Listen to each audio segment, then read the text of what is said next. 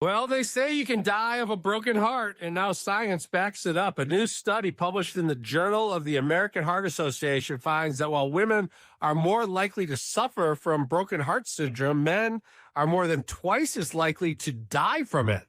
The condition is a serious illness, and while it can strike suddenly, its impact can, in fact, be deadly. Let's bring in Paul Fulford, healthy living expert with Cynosure. Good morning. How are you?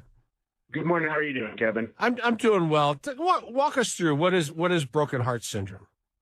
So it is a real thing. I think sometimes these things get glorified, or not glorified, but depicted in Hollywood. When the first kind of movie that comes to mind, I think when you think about somebody dying of a broken heart, is the movie The Notebook. If you look at James Garner's character at the end of that movie, he's playing the older version of Ryan Gosling. He had such that deep emotional connection with his wife that she passed and then he passed alongside her. And you hear about this happening. It's actually a specific form of cardiomyopathy. It's takotsubo cardiomyopathy, and it's triggered by sudden stress, emotional or physical. And it basically causes a surge of stress hormones that temporarily stunt the heart. And the symptoms mimic a heart attack or chest pain, shortness of breath, right? So I think it's just one of those things that you hear people, and men not being people that are maybe as comfortable sharing their feelings as other people are. And it's not about a form of weakness. This is, I think what the listeners can take away from this is that it's biology. It's not positive or negative. It just is. It's not weakness. And men need stress support just as much as women do, sometimes more, clearly, as the numbers in this study show. So it's not depression, and it's not a traditional heart attack. It's a specific biological reaction. Correct. I mean, our body is basically a chemistry experiment all day long, right?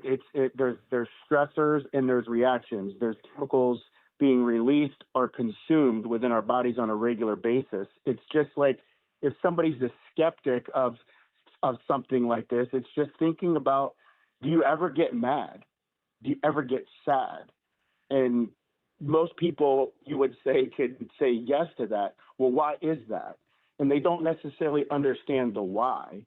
And it's how we deal with what comes about from that chemical reaction is how that emotion gets depicted. It's not positive or negative, the chemical reaction, but our reaction to it is what's deemed good, bad, positive, or negative.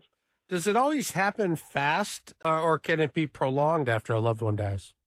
It can be prolonged. If it's a great question, it's definitely something where you mentioned in the study, it talks about women are more likely to suffer from it, but men are twice as likely to die from it. And that has a lot to do with the fact that we experience physical stressors more, like surgery, strokes, serious illnesses, which are harder on the body than women do. If a woman they are often experiencing more emotional stress than physical stress. I mean, we have less support systems in place. Having that friend to talk to, or that safe place like the golf course. I mean, yes, we like to bust chops. I mean, in Detroit where you are, it's Detroit versus everybody, right? So there's sometimes we built these calluses up, but if you don't get it out, it can manifest and build. Well, are men just too macho and they won't tell their doctor about it? They won't tell their friends about it? Women are more likely to talk about it and then get diagnosed with it?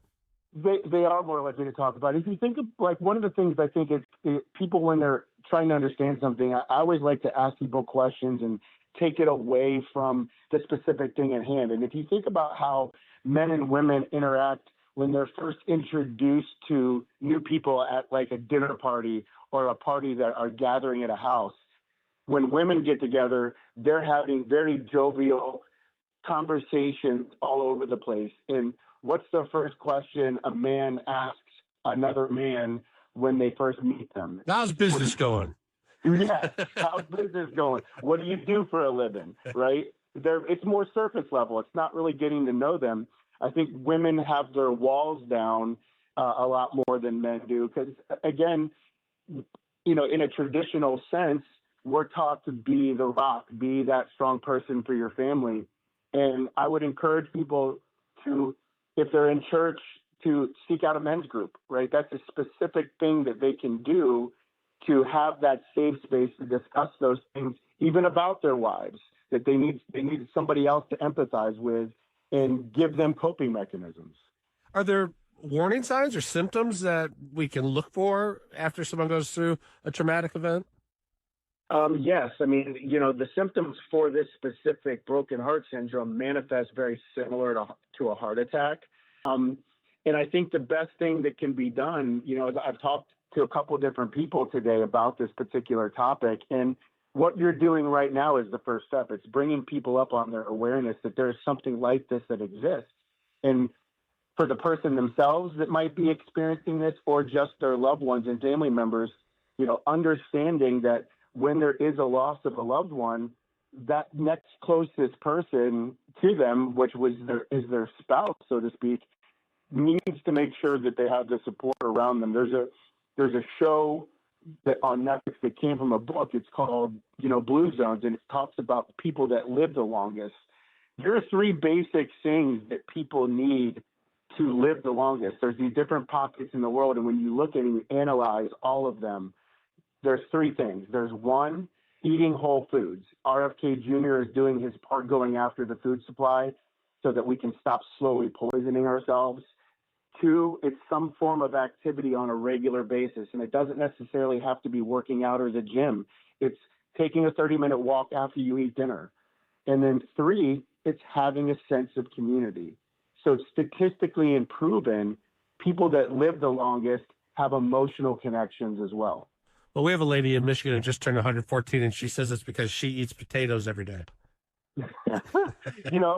I would tell you that in some cases it could be that particular thing, but in actuality, it's probably the fact that she has a very good ability to not let things bother her, right? To not let things, to be the ability to let things go and not be attached to outcomes can do so much for one's mental health. Is there does age make a difference in this at all? Do we know? Have we studied that?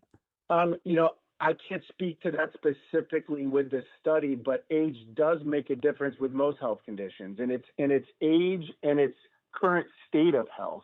Where if somebody's a smoker, they're at higher risk. If somebody is type 2 diabetic, they're at higher risk. So those tend to happen, and people tend to have other underlying medical conditions, specifically men, that would relate to this study that can impact that greatly. The younger somebody is, the healthier they are, the better they are at dealing with stressors in general. All right, Paul Fulford, healthy living expert with Cynosure. Really appreciate it. Fascinating topic.